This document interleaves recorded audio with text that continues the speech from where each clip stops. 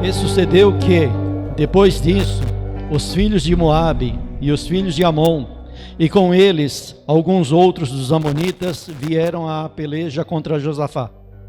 Então vieram alguns que deram aviso a Josafá, dizendo: vem contra ti uma grande multidão da além do mar e da Síria, e eis que já estão em Hazazon Tamar, que é em Gedi. Então Josafá temeu e pôs-se a buscar o Senhor, e apregoou jejum em todo o Judá. E Judá se ajuntou para pedir socorro ao Senhor. Também de todas as cidades de Judá vieram para buscarem o Senhor. E pôs-se Josafá em pé na congregação de Judá e de Jerusalém, na casa do Senhor, diante do pátio novo. E disse: Senhor, Deus de nossos pais, porventura não és tu Deus nos céus? Pois tu és o dominador sobre todos os reinos das gentes, e na tua mão há força e poder, e não há quem te possa resistir. Porventura, ó Deus nosso, não lançaste tu fora os moradores desta terra, de diante do teu povo de Israel, e não a deste à semente de Abraão, teu amigo, para sempre? E habitaram nela e edificaram nela um santuário ao teu nome, dizendo: se algum mal nos sobrevir, espada, juízo, peste ou fome, nós nos apresentaremos diante desta casa e diante de ti, pois teu nome está nesta casa, e clamaremos a ti na nossa angústia, e tu nos ouvirás e livrarás. Agora, pois, eis que os filhos de Amon e de Moabe, e os das montanhas de Seir, pelos quais não permitiste que passasse Israel, quando vinham da terra do Egito, mas deles se desviaram e não o destruíram. Eis que nos dão o pago, vindo para lançar-nos fora da herança que nos fizesse herdar. Deus nosso, porventura não o julgarás? Porque em nós não há força perante esta grande multidão que vem contra nós, e não sabemos nós o que faremos. Porém, os nossos olhos estão postos em ti. Amém? Podem se assentar.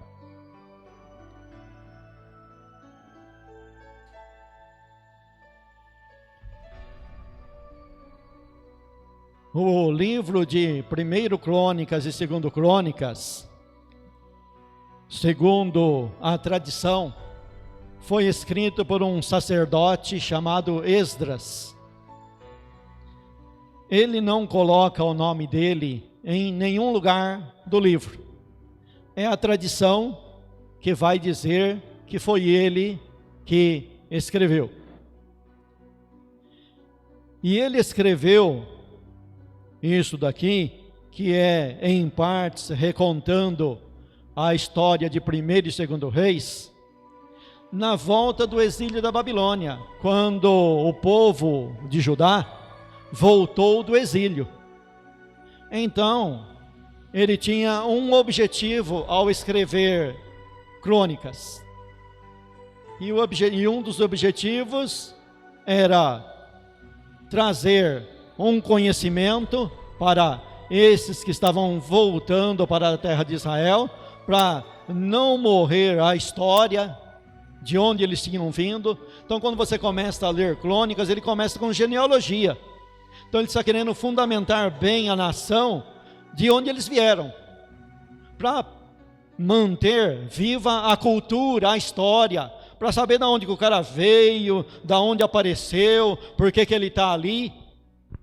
E um dos objetivos dele também, segundo os estudiosos, era também mostrar para os seus leitores, os seus ouvintes, os seus compatriotas, que quando se obedece a Deus é abençoado, e quando se desobedece a Deus, então recebe-se um castigo. Ou seja, é a lei da semeadura. Você vai colher aquilo que você plantar. Então tem essa perspectiva dentro de 1º e 2º Crônicas. Como pano de fundo, ele tem o reino de Israel. O reino de Israel, a princípio, era um reino único. Começou com o reinado de Davi, depois passou Davi, durante 40 anos, Davi reinou sobre o povo de Israel. Depois herdou o trono de Davi, o seu filho Salomão.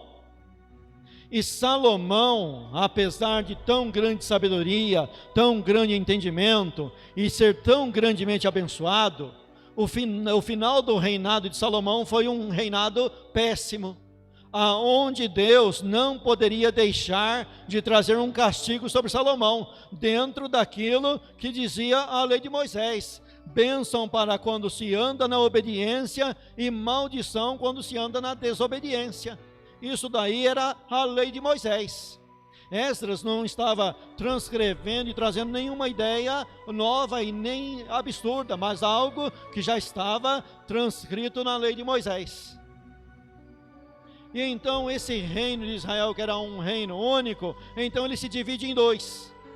Então nós temos agora como pano de fundo um reino chamado Reino do Norte, cuja capital era Samaria, e outro reino que era o Reino do Sul, que era constituído pela tribo de Judá, pela tribo de Efraim e os levitas. Então ficou 10 tribos com Jeroboão e ficou 2 tribos com Roboão, filho de Salomão. E agora então vai ter uma sequência de altos e baixos dentro da história do reinado. Uma hora entra um rei ruim lá no Reino do Norte, e no Reino do Norte vai só ter rei ruim. Vai só ser rei tribulado, rei ruim, em cima de rei ruim.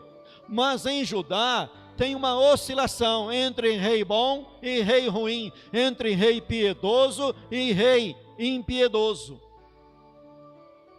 E agora nós chegamos aqui então na história de Josafá. E a história de Josafá começa no capítulo aqui em Esdras, aqui em 2 Crônicas, começa no capítulo 17. E o capítulo 17 começa nos informando, nos dando a informação que Josafá, quando subiu no trono, o pai dele foi um bom rei, o rei Asa, mas veio a falecer, e ele então, por falecimento do seu pai, ele assume o trono, e a primeira medida que ele tomou ao assumir o trono, nos informa aqui o escritor, que ele se fortaleceu contra o reino de Israel. Ou seja, ele assumiu de cara, e de cara ele já começou a passar em revista as necessidades, e ele viu que ele tinha necessidade de fortalecer o seu reino, as suas cidades, contra adversários. E o primeiro adversário em potencial que ele viu era aquele que fazia divisa com o reino dele, que era nada mais, nada menos irmão de sangue dele, que era o reino de Israel. Mas pense bem aí com você, mas como é que pode? O primeiro adversário dele é irmão dele. E desde quando que você precisa ir longe para buscar adversário? Desde quando que você precisa ir longe para encontrar inimigo? Rapaz, inimigo você não precisa procurar, inimigo vem de baseada na tua porta. Você não precisa fazer nada para arrumar inimigo, basta você ter um pouquinho de luz na vida e alguém já vira inimigo seu. Você não precisa ter muita coisa, você pode ser pobre, mas se você tiver uma luz dentro de você, alguém já vai ficar com inveja de você e já vai se tornar seu inimigo. Então Josafá estava certo, ele não precisava ir longe, o inimigo já estava perto. E ele começa então a edificar cidades. Aqui o autor nos mostra e nos ensina e nos orienta que uma das primeiras medidas que ele teve foi medidas bélicas, medidas para a guerra, mas não para atacar Israel. Não passava pela cabeça de Josafá fazer nenhum ataque. Ele apenas toma medidas de autodefesa, para se defender. Então ele fortalece as cidades para uma autodefesa, para se autodefender. Ora, quando você pega e vai estudar um pouco sobre guerra espiritual, você encontra lá em Efésios, no capítulo 6, principalmente a partir do versículo de número 10, ali, algumas armas para a guerra. E quando você começa a analisar aquelas armas de guerra espiritual ali, só tem uma que é de ataque. E mesmo essa sendo de ataque, ela serve para as duas coisas, para atacar e para se defender. Mas todas as outras armas colocadas ali em Efésios capítulo 6, todas elas, menos uma, servem todas para se autodefender, é para a defesa. E não para atacar ninguém, mas para se defender. Então Josafá toma isso como medida, e o escritor aqui nos informa que no meio disso, ele toma uma medida mais importante do que fortalecer as cidades com armas e soldados de guerra. Ele pega dentro da sua cúpula, que são os príncipes, junto com os levitas, embaixo da supervisão dos levitas, e envia esses príncipes junto com os levitas para toda a terra do reino dele. Sabe qual era o objetivo? Ensinar, sabe o que? A lei de Deus. Ele entendeu e compreendeu que ele tinha que ser diferente do reino de Israel. O reino dele haveria de ser diferente. Diferente em quê? O reino dele haveria de aprender e colocar em prática a lei do seu Deus. Tinha que haver então agora, dentro do reino de Josafá, aquilo que nós chamamos dentro da teologia de ortodoxia. Não é um reino sem ortodoxia, é um reino com ortodoxia, é um reino que pega as tradições do passado, o ensino do passado e traz para o presente e diz: olha, está aqui povo, está aqui nação, está aqui povo meu, o ensinamento que Deus deu através do seu servo Moisés, que nós devemos praticar, aprender, colocar em prática para sermos bem-aventurados, para sermos felizes e para sermos prósperos na terra. E o capítulo 17 vai nos informar e vai nos dizer que Josafá prosperou. Primeiro, ele prosperou dentro do reino de Judá. Sabe por que ele prosperou lá? Porque o povo abraçou o reinado dele. Sabe o que o povo começou a fazer? Começou a mandar presente para ele. Sabe o que aconteceu com ele? Ele ficou um homem da noite para o dia, ele ficou um homem rico. Com pouco tempo dele no reinado, ele se tornou um homem rico, e o texto nos informa que ele foi cheio de glória e de riquezas. Mas isso está subentendido dentro do texto, que ele foi abençoado dessa maneira por causa do cuidado dele com a palavra de Deus. E a palavra de Deus dá essa orientação lá para Moisés, dizendo: se vocês obedecerem à minha lei, vocês serão abençoados. Mas não foi somente o povo dele que deu presentes para ele. Está escrito ali no capítulo 17, que os arábios começaram a mandar tributos para ele.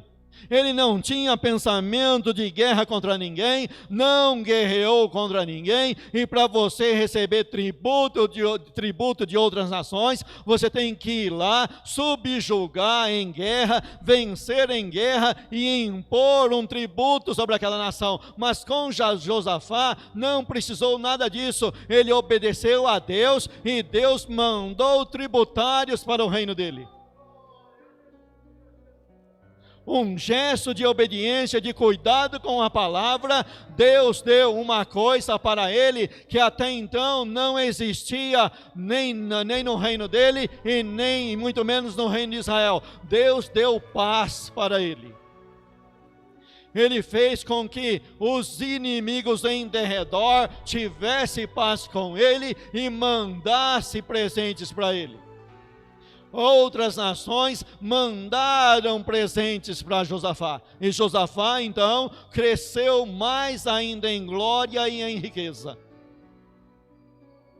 E ele estava indo, como diz a turma aí, de vento em popa. Ele estava prosperando, sendo uma bênção, o reino dele abençoado, todo mundo quietinho, cada um na sua tenda, cada um com a sua família, cada um muito bem abençoado. e tendo cuidado para não se misturar com o reino do norte, que era um reino idólatra, que era um reino que não obedecia a Deus, que não fazia nada de acordo com a palavra de Deus. Ele teve todo esse cuidado.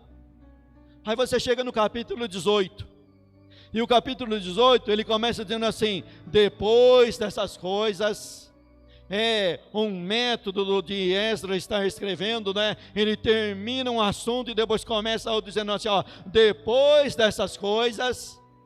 Aí ele diz assim: Josafá se aparentou com Acabe. Quem que é Acabe?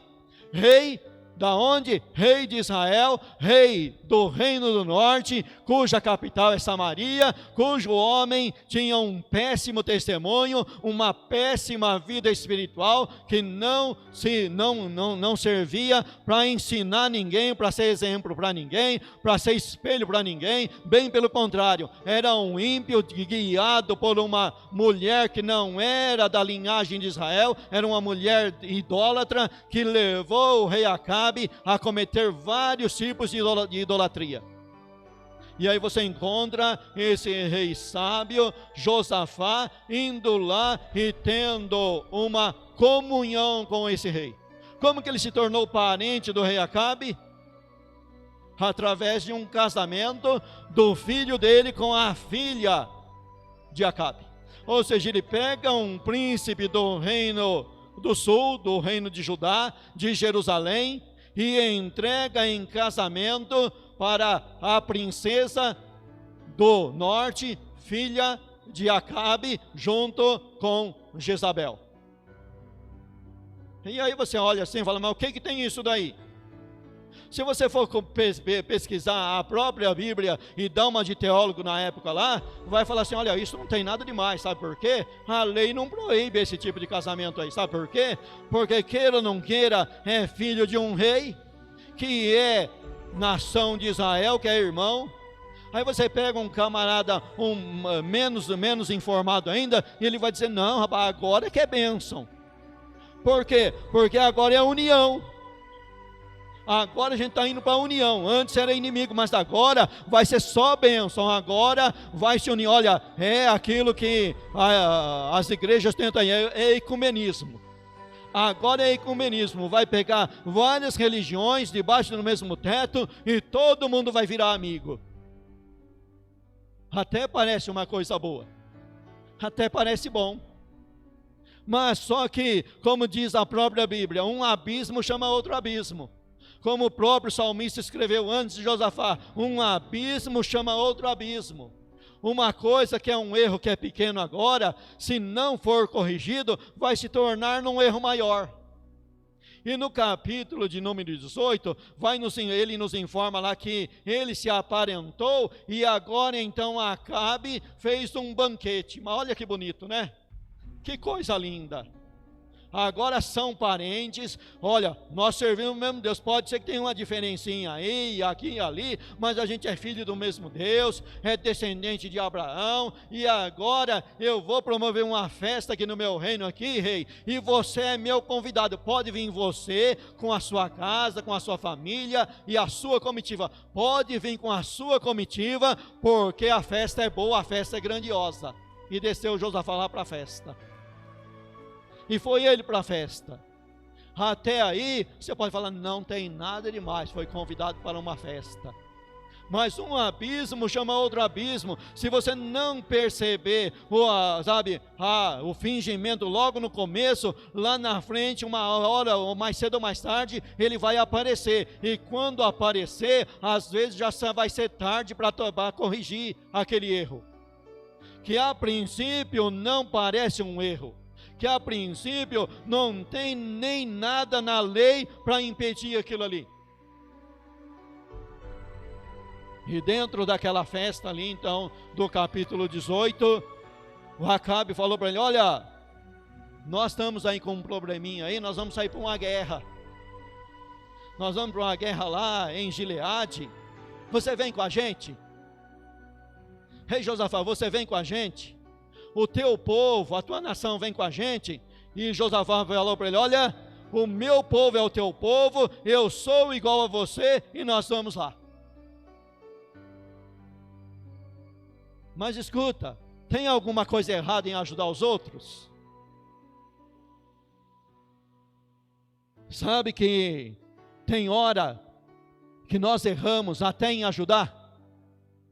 Josafá aqui entrou por um erro difícil de ser percebido, porque afinal de contas ele estava indo ajudar. Ué, não é meu irmão? Não é descendência de Abraão? Não é todo mundo filho do mesmo Deus?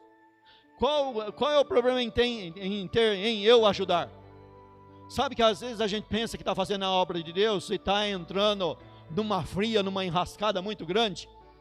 Eu já senti isso na pele, pensei que estava fazendo a obra de Deus e estava sendo manipulado para enganar os outros. E quando você percebe, é difícil dar marcha ré e resolver o problema. Assim era Josafá. Mas Josafá começou a perceber alguma coisa de errado. Sabe como ele começou a perceber? Ele percebeu que ali estava todo mundo fazendo tudo aquilo ali, mas até então ninguém tinha consultado a Deus, inclusive ele. Inclusive ele não tinha consultado a Deus se aquele casamento era de Deus. Ele não tinha consultado a Deus se aquela festa era vontade de Deus. Ele não tinha consultado a Deus se fazer aquela aliança, ir para aquela guerra era vontade de Deus. Até então ele não tinha consultado a Deus. E aí ele pergunta para o rei Acabe: ó rei, porventura tem profeta aqui nessa terra? Tem profeta aqui que a gente possa consultar a Deus? Afinal de contas, lá na minha terra tem profeta, tem lei, tem gente ensinando, mas aqui tem. Para mim, até lá em Jerusalém está muito longe, aqui tem para a gente consultar. E sabe o que aconteceu? Acabe apresentou nada mais, nada menos do que 400 profetas. Era profeta que não acabava mais. Rapaz, como tinha profeta, hein? Geralmente existe escassez de obreiro, mas lá para Acabe, olha, num estralar de dedo assim, ele arrumou 400. E se procurasse mais, arrumava 800. Tinha profeta que não era brincadeira lá no reino de Israel, no reino do norte. E lá foram eles consultar. E consultou os 400, mas Josafá, sabe aquele negócio que de Pentecostal diz assim, a Pentecostal fala assim, olha, não testificou comigo? Sabe, eu não senti firmeza nisso daí. Sabe aquele negócio que Pentecostal tem, aquele estralo assim, fala, olha, tá tudo bem, ele falou, mas eu não senti nada. Oh, não vi unção, não senti unção, não senti firmeza. Tem alguma coisa errada nisso daí, viu? Tem 400 profetizando e todos profetizam a mesma coisa, mas tem algo errado. Rei, não tem mais nenhum profeta aqui nesse lugar, não? E o rei Acabe disse, olha, tem sim, tem um aí. Mas esse não adianta a gente consultar ele, sabe por quê? Ele só profetiza coisa ruim a meu respeito. Ele não fala nada bem a respeito de mim, ele só traz cajadada, só açoite, só reprovação, ele não está comigo de jeito nenhum. Aí Josafá, pera aí, vamos ouvir esse daí. Vamos ouvir esse homem aí. Josafá começou a desconfiar. Vamos ouvir esse homem aí. E eles então ouviram Micaías. Eles ouviram o profeta. E o profeta então trouxe uma profecia dura, uma profecia difícil. Só que antes de trazer a profecia dura, o próprio profeta também entrou na maracutaia dos 400. Sabe por quê? É coisa difícil você chegar num lugar, todo mundo profetizando e falando uma coisa, e você se levantar contrário. É muito difícil, viu? Você sozinho, um estranho fora do ninho, um estranho fora do lugar. E ele chega logo de cara e profetiza a mesma coisa, mas aí Deus entra com providência, e entra com providência no próprio Acabe, e repreende o profeta através do próprio Acabe. Aí o profeta, como diz os pentecostais, entrega o rolo. Sabe aquela história que os pentecostais falam? Olha, eu não queria entregar não, estava com medo, mas agora Deus me impulsionou a entregar. Sabe como que ele foi impulsionado? Com repreensão do rei ímpio. E ele foi lá e desenrolou o rolo, entregou o rolo lá para os camaradas lá.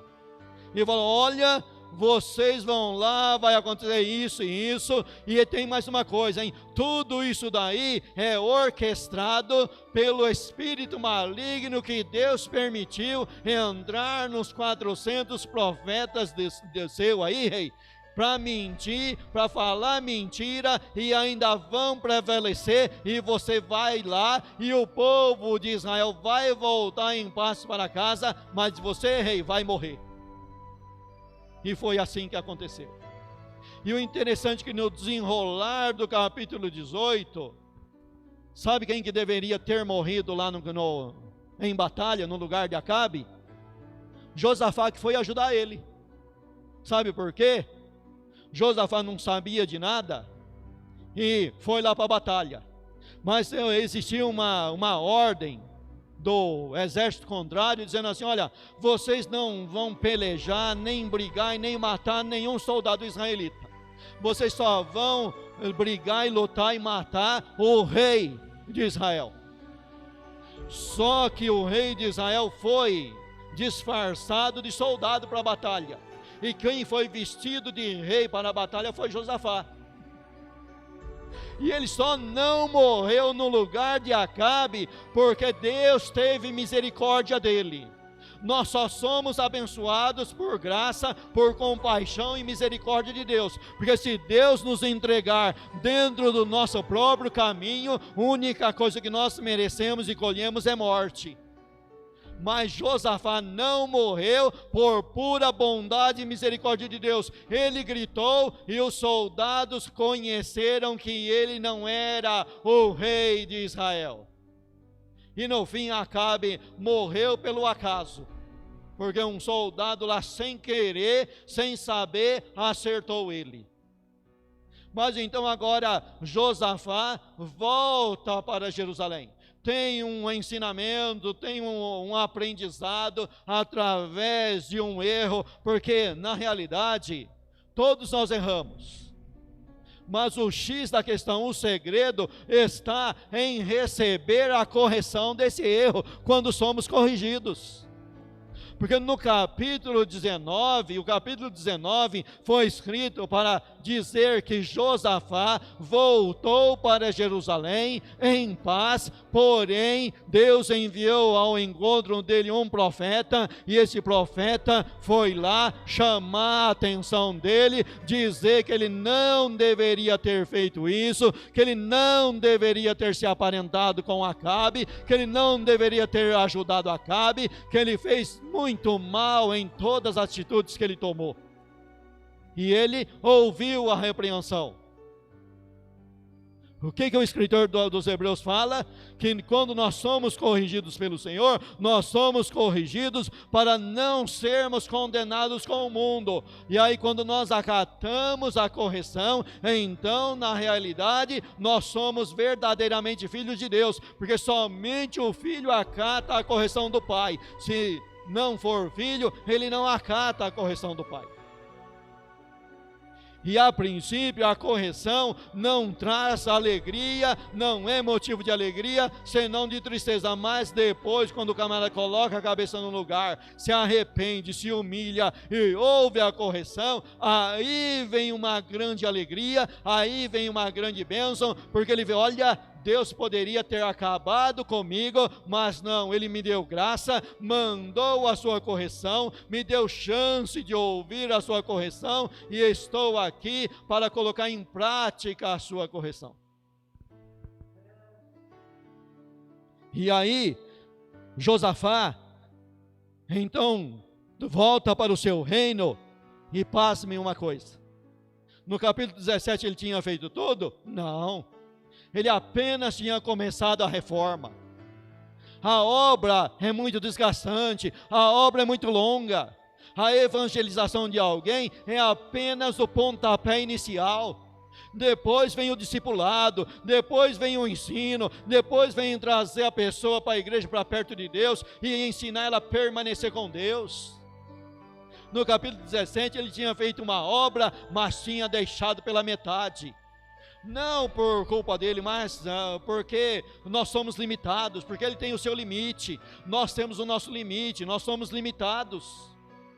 Não sabemos tudo, não conseguimos fazer tudo, e o tempo também nos impede de fazer tudo de uma vez, mas é de maneira paulatina. Nós aprendemos ontem, hoje e amanhã, temos que continuar aprendendo.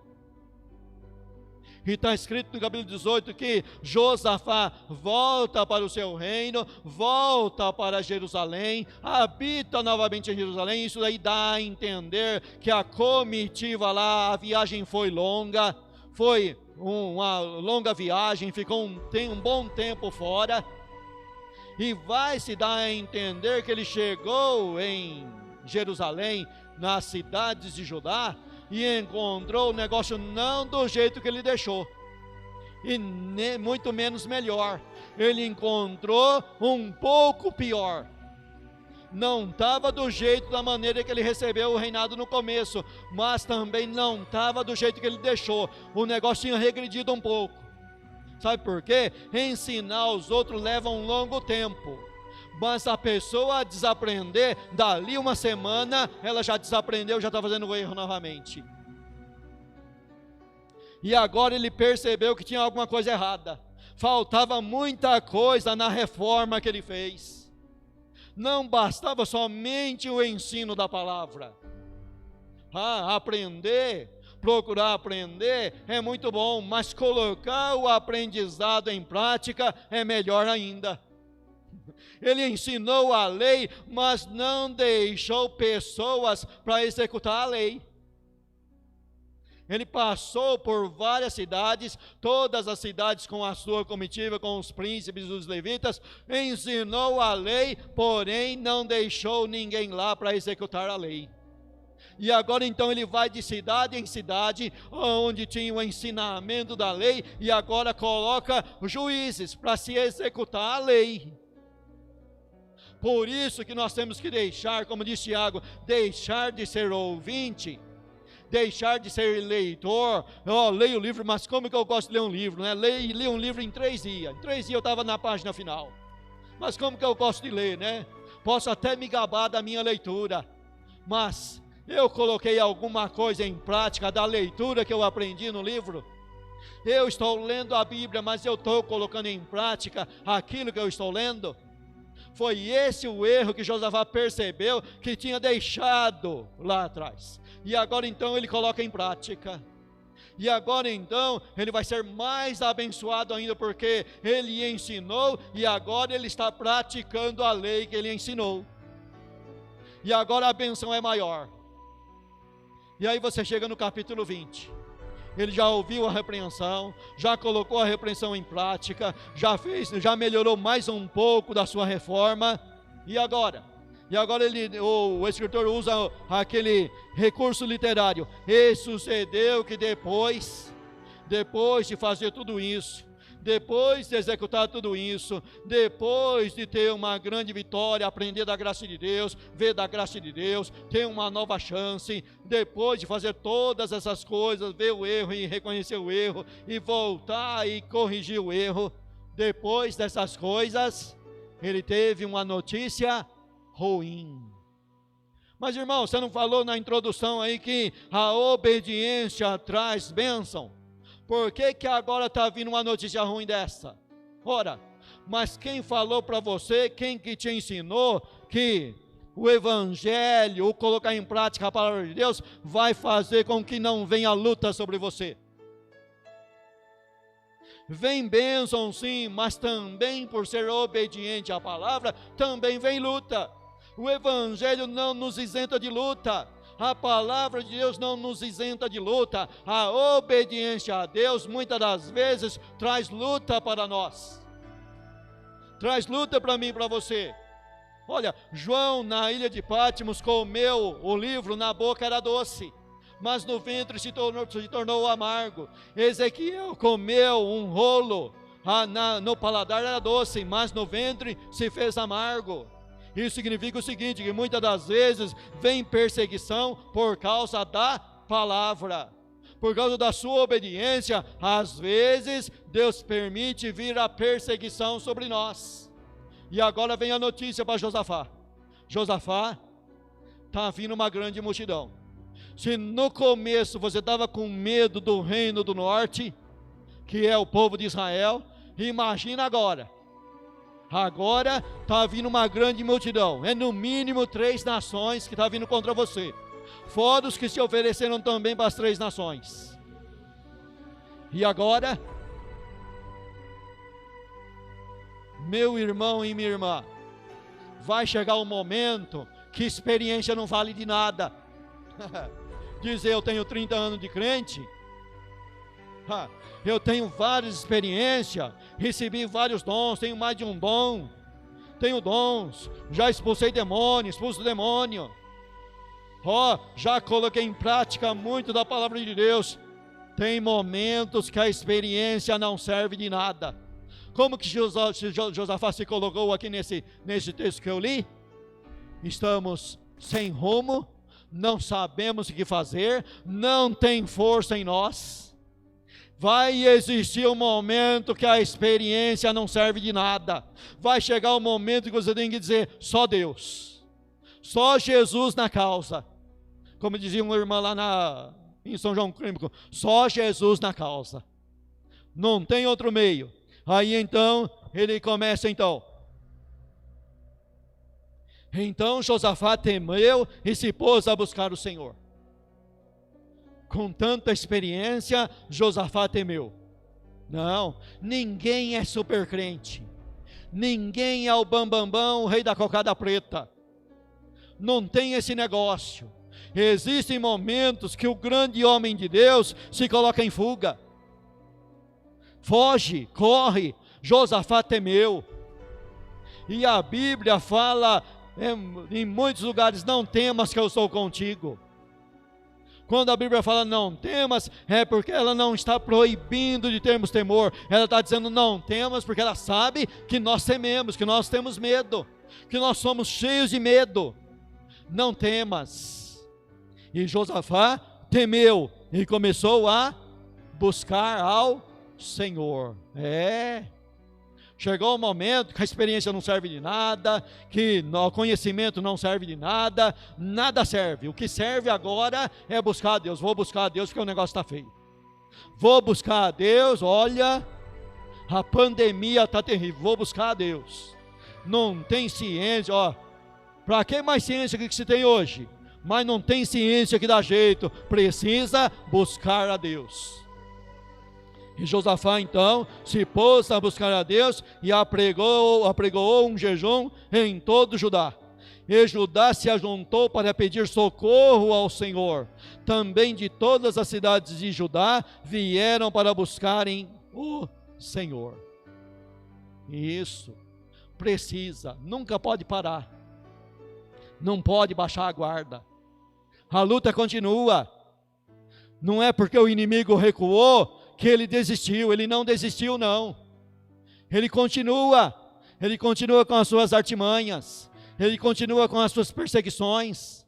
Ele é estrategista, ele espera a hora certa, ele espera o momento certo. O inimigo nunca deixa de lutar contra a igreja, mas ele espera o momento certo.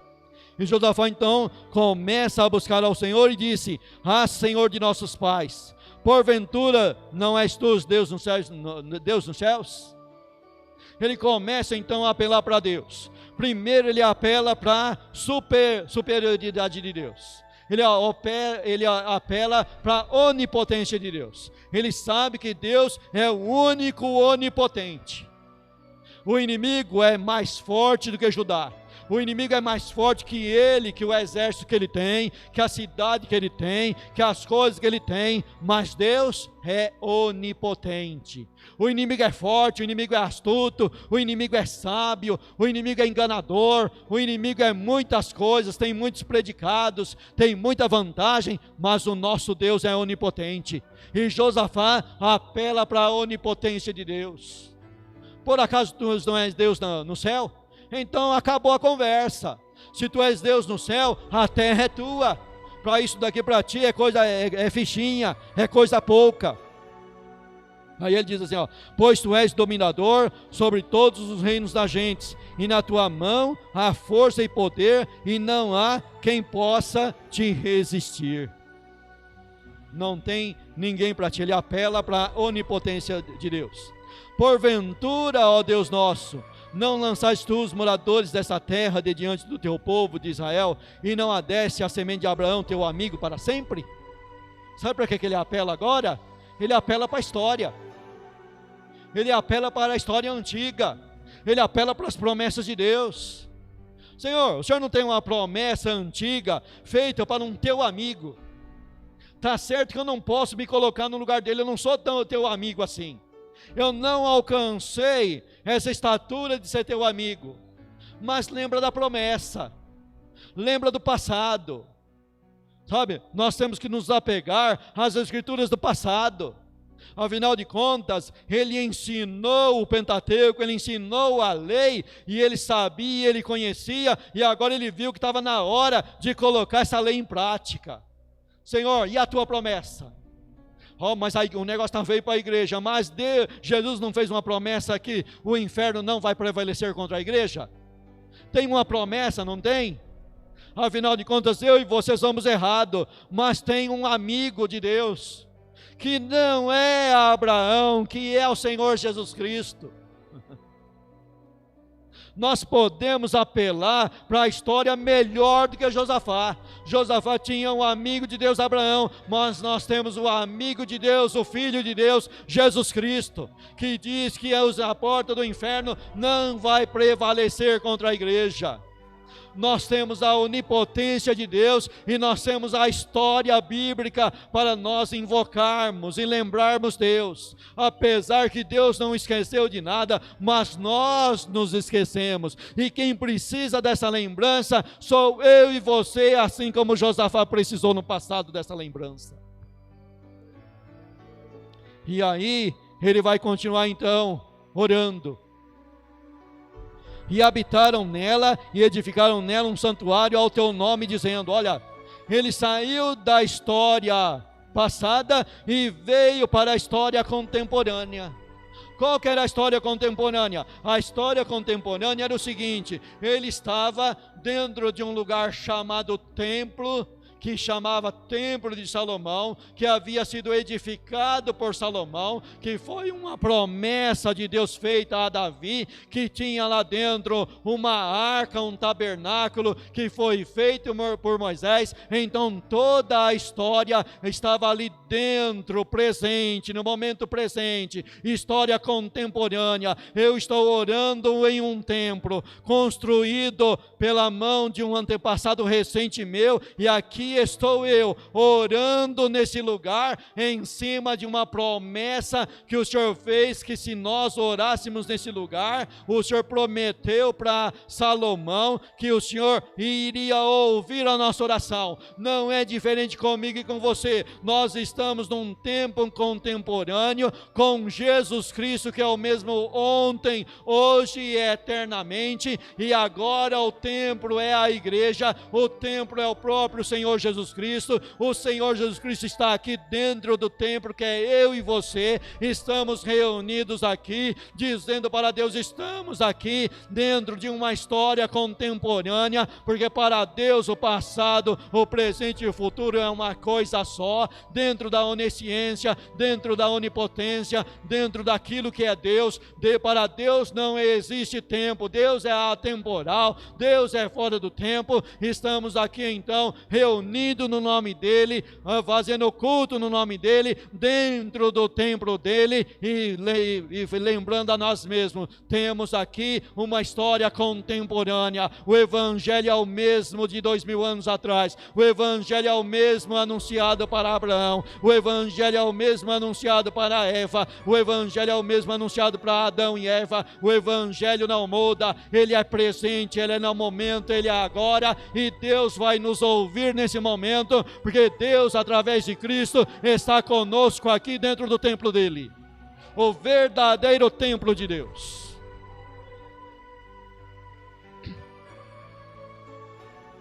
Aí ele diz assim, olha, Deus nosso, porventura não os julgarás? uma pergunta: porque em nós não há força perante essa grande multidão que vem contra nós, e não sabemos nós o que faremos, porém os nossos olhos estão em ti.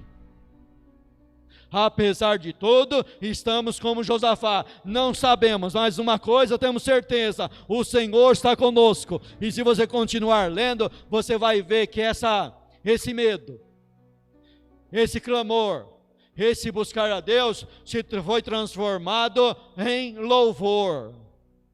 E tem uma coisa, hein? Ele teve aqui uma experiência muito boa. Sabe qual foi a experiência? Lá no capítulo 18, ele enfrentou os falsos profetas. E ele tinha tudo para não acreditar mais em profeta. Porque ele viu 400 profetas profetizando uma coisa que não se cumpriu. Ele tinha tudo para não acreditar em profecia, em profeta, em ministério de profeta, em dom de profeta. Ele tinha tudo para não acreditar. Mas aqui no capítulo 20 aqui, ele ora, Deus envia o profeta, envia a mensagem do profeta, ele acredita na mensagem do profeta, ele adora a Deus e coloca todo o povo para adorar, louvar e engrandecer a Deus. O medo, o choro, a lágrima se transformou em louvor. Antes da vitória, antes de ter a vitória na mão, ele já estava cantando, louvando e bendizendo a Deus, porque ele fez uma coisa que até então não havia sido feito. Ao invés de ele colocar as armas de espada na frente, ele colocou o cântico, ele colocou os cantores, ele colocou a música. Comece a colocar a música na tua boca, colocar o louvor na tua boca. Substitua agora as armas da carne, substitui agora a murmuração e coloca o louvor na tua boca e louve a Deus, porque Deus vai te dar vitória nessa terra. Deus vai ser com você nessa terra. Deus vai te dar vitória nessa terra, e a igreja prosseguirá vencendo, de vitória em vitória, de fé em fé, vencendo com Deus o seu inimigo. Amém? Que Deus te abençoe e te guarde.